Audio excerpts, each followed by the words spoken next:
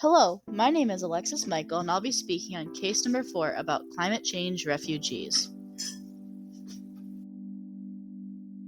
The question we will be addressing today is what moral obligation, if any, does the United States government have to assist the residents of the vanishing island?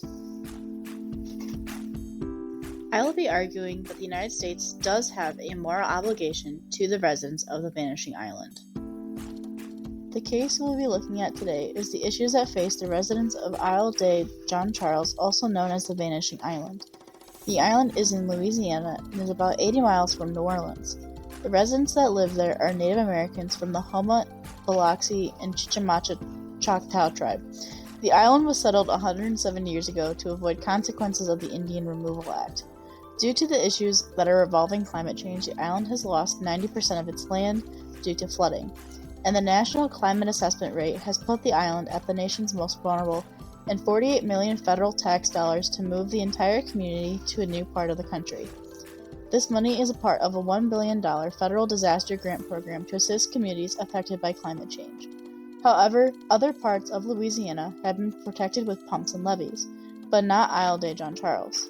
Spokespersons have said that the island is a lost cause, and officials have said that this move will be voluntary, but it is not clear if residents will comply. Some residents are yearning to leave so their children can have better lives, but others refuse to leave because they do not want to leave behind their ancestors or lose parts of their heritage. The arguments I will be making today will depend on consequentialism, moral responsibility, and John Rawls' political theory.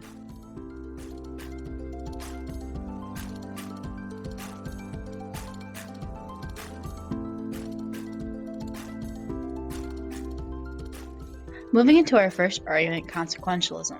Consequentialism says that when an action is morally required, just because it produces the best overall results.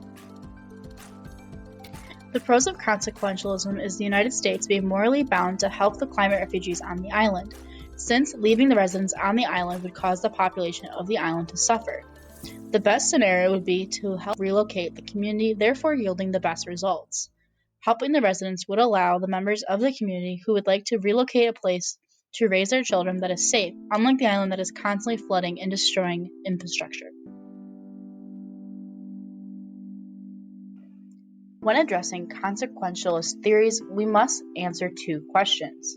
1, what is good? And 2, how do we approach good? In this scenario, the good is protecting people from being climate refugees. These people would otherwise be in danger due to the flooding and destroying of infrastructure. The second question of how do we approach good is answered by relocating the refugees. Now, there are some people who don't want to necessarily leave, so we must think of a way that we can make them safe as well. So now we have to address how we will approach good.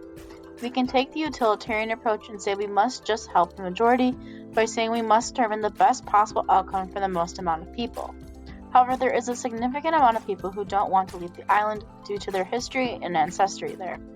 And there are a significant amount of people who do want to leave. This is where satisfying consequentialism comes in, which is odd since maximizing good is usually rationally required.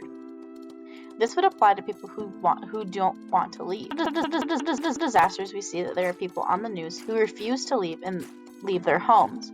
However, there is still an evacuation, and if people wish to stay on the island, then the United States government should allow the group to stay, granted that the government gives them all the proper information so they can make that choice. Now, satisfying consequentialism will come in because the United States government is going to be helping people who want to leave. Therefore, we are maximizing the most amount of good that we can make.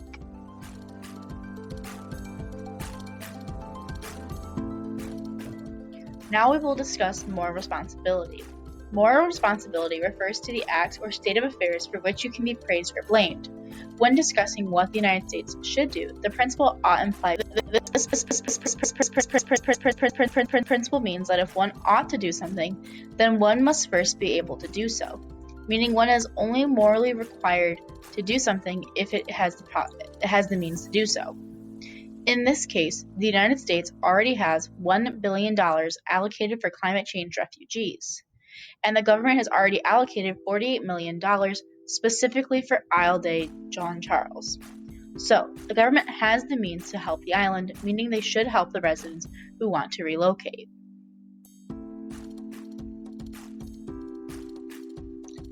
Now leading into causal responsibility versus moral responsibility. Causal responsibility would be if, for example, if we did not know why the flooding is occurring in Isle de John Charles, and then we found out it was climate change. Whereas moral responsibility would be if the government knowingly knew of the dangers of climate change and chose not to act. Now, one objection to the principle previously discussed is if something random happens, you cannot be held morally responsible. However, climate change has been a relevant issue since early industrialization. It is not spontaneous, and human waste and buildup of greenhouse gases due to humanity not caring for the planet.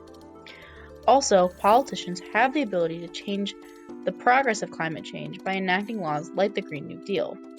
Issues revolving climate change can be addressed, and therefore there is a responsibility of the American government to act. The next ethical theory we'll be talking about today is John Rawls' political theory and his ideas of the veil of ignorance and the theory of justice. John Rawls is one of the most notable political theorists of the 20th century and is most known for his books, Theory of Justice and Political Liberalism. Now, going into the first point of the veil of ignorance. The veil of ignorance is defined by Rawls as, quote, describes parties each of whom is responsible for the essential interests of a free and equal citizen. And he describes it as the original position, where people don't see the societal constructs that we make for one another as we go through our life. It allows people to see them as individuals and not these a means to an end. And describing justice for John Rawls is justice as fairness. And the justice of fairness has two parts. First, that each person has an equal claim to the equal basic rights, and second, that the inequalities in an institution must be corrected to benefit the least advantaged members of society. Now, if we were to apply these theories to the case of the climate change refugees, the American government would see that these climate change refugees are not they're not Native Americans, they're not whatever the government wants to describe them as, and sees them as individuals who need help and need assistance in order to relocate into a new space where they will be free and happy and safe.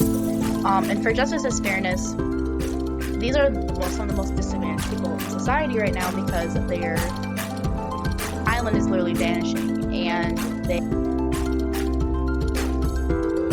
Objection to consequentialism is that no matter how much you want to prevent a certain action, there is no guarantee that you will prevent that action from happening. Objections to moral responsibility are that humans do not possess free will and therefore cannot be responsible for actions they do or do not take. In conclusion, the United States government is morally obligated to help the citizens on the vanishing island because of consequentialism, moral responsibility, and John Rawls' political theories of justice.